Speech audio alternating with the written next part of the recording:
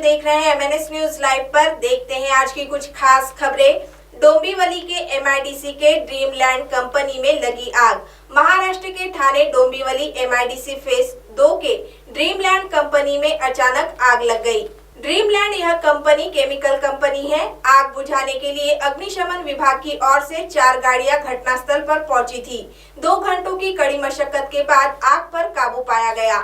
इस आग में किसी भी तरह की जीवित हानि नहीं हुई है। काय नेमकं आगीचं कारण काय झालं होतं? सर, आग ज्या कारखान्यात लागली होती त्या कारखान्याचं नाव Dreamland tiles private limited W133 Dombivli MIDC phase 2 या कारखान्यामध्ये पॉलिमर्स बनवण्याचं काम केलं जातं। सदर पॉलिमरचे काम करण्याचं काम चालू असताना कारखान्याच्या पल्वरायझेशन रूममध्ये ग्राइंडिंग मशीनच्या मोटरमध्ये स्पार्क झाला आणि तो स्पार्क झाल्यामुळे आग लागली आणि ती आग कारखान्यात इतरत्र पसरली। कारखान्यातील कामगारांनी आग बघितली आणि आग बघताच त्यांनी कारखान्यातील फायर एक्सटिंग्विशरच्या मदतीने आग विझवण्याचा प्रयत्न सुरुवात केली, पण आग आटोक्यात येत नाही हे बघितल्यानंतर त्यांनी फायर ब्रिगेडला बोलवलं आणि फायर ब्रिगेड घटनास्थळी दाखल झाल्यानंतर फायर तत्काळ विझवण्यात आली। सदर आगीमध्ये कोणत्याही प्रकारची जीवित हानी झालेली नाही आहे आणि कारखान्याच्या पाठीमागच्या साईडला आगीमुळे मोठ्या प्रमाणामध्ये नुकसान झालेलं आहे। सर, काय कारण असू शकतं की वारंवार MIDC मध्ये अशा ज्या घटना घडत आहेत त्यावर कुठेतरी नियंत्रण नाही आहे का? म्हणजे सदर घटनेची चौकशी या कार्यालयामार्फत सुरू आहे। चौकशी अंती जे या घटनेमध्ये दोषी आहेत त्यांच्यावरती कारवाई करण्यात येईल। आमच्या विभागातर्फे अशा घटना घडू नयेत म्हणून वेगवेगळ्या कार्यक्रमांचं आयोजन केलं जातं आणि ह्या ज्या घटना असतात त्या घटना आपण कंट्रोल करून किंवा अपघातविरहित औद्योगिक क्षेत्र राहील या उद्देशाने हे विभाग काम करता है आणि ते सतत पुढे करत रहे। तो वही नई मुंबई में नाखवा सीताराम भगत सांस्कृतिक मंडल की ओर से कृत्रिम तालाब आपके दरवाजे यह अभिनव उपक्रम शुरू किया गया है। मुंबई में कोरोना की पार्श्वभूमि पर कई लोग गणेश विसर्जन के लिए बाहर नहीं जा सकते। कोरोना के मरीज मिलने से कई इमारतें परिसर भी सील है। ऐसे लोगों के लिए गणेश विसर्जन में समस्याएं आ रही थी। नागरिकों की यही परेशानी दूर करने के लिए यह कृत्रिम तालाब बनाया गया है, जिसे नागरिकों की ओर से भारी मात्रा में प्रतिसाद मिल रहा है। आज नवी मुंबईमध्ये कोरोनाचा प्रादुर्भाव मोठ्या प्रमाणात वाढत असताना अनेक ठिकाणी आमच्या प्रभागातल्या काही सोसायट्या आहेत, त्या सोसायट्यांमध्ये महानगरपालिकेच्या माध्यमातून त्या बिल्डिंग सील करण्यात आलेल्या आहेत आणि अशा परिस्थितीमध्ये नागरिक गणेश उत्सव साजरा करत असताना त्यांना मनात प्रश्न पडलेला आहे की मी गणेश उत्सव किती दिवस साजरा करू।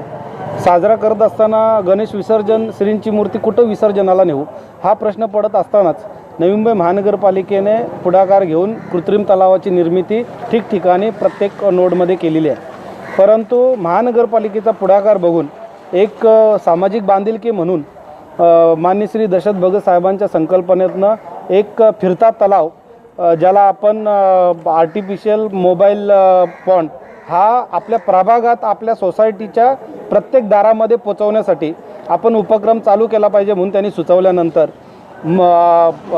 फिरता तलाव आपल्या दारी हा उपक्रम नव्याने प्रभाग क्रमांक 77 आणि 78 मध्ये आम्ही 1.5 दिवसाच्या गणपतीला त्यासोबतच 5व्या दिवसाच्या गणपतीला आणि 10व्या दिवसाच्या गणपतीचं विसर्जन हे फिरत्या तलावामध्ये नागरिकांनी करावं, जेणेकरून ते बाहेर पडू नये। बाहेर पडल्यानंतर त्यांना कोरोनाचा संसर्ग होऊ नये अशा सर्व अँगलनी विचार करून हा फिरता तलाव आर्टिफिशियल मोबाइल पॉन्ड अपन तैयार केलेला है। तो वही तीसरी ओर बीड़ जिले में कोरोना रोगियों की बढ़ती संख्या के मद्देनजर 10 दिनों की संचारबंदी घोषित की गई थी, जिसकी समय सीमा कल खत्म हो गई। आज से प्रशासन द्वारा शिथिलता प्रदान की गई। आज से होटल, रेस्टोरेंट, मिठाई की दुकानों के साथ सभी दुकानें शुरू करने के आदेश जिलाधिकारी की ओर से दिए गए, लेकिन इन 10 दिनों में किए गए एंटीजन टेस्ट में 832 दुकानदार और व्यापारी पॉजिटिव पाए गए, जिस वजह से प्रशासन द्वारा शिथिलता प्रदान करने के बावजूद लोगों ने खरीदी की ओर पीठ कर दी है, जिस वजह से इन व्यापारियों को आर्थिक चिंता सताने लगी है। नागरिकांचा प्रतिसाद जसं पाहिजे तसं नाही।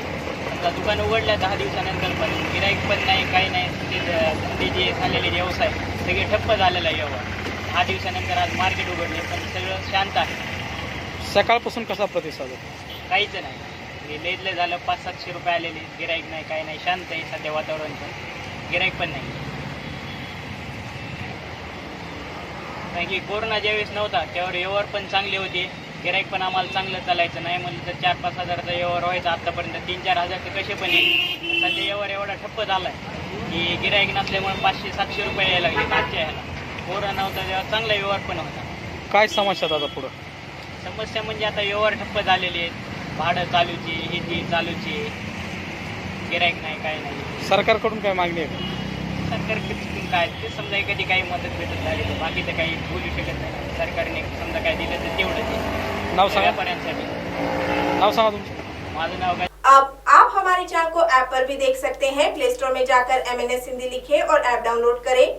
साथ ही साथ आप हमारे फेसबुक पेज को भी लाइक कर सकते हैं और उन पर भी खबरें देख सकते हैं। लिंक ट्विटर, हाइक और इंस्टाग्राम पर भी आप हमारी खबरें देख सकते हैं। आप हमारे चैनल को यूट्यूब पर भी देख सकते हैं और इसे यूट्यूब पर सब्सक्राइब करना बिल्कुल भी ना भूलें। फिलहाल वक्त हो चला एक ब्रेक का। ब्रेक से लौटने के बाद देश और दुनिया की तमाम बड़ी खबरें देखने के लिए बने रहे MNS न्यूज लाइव के साथ। नमस्कार।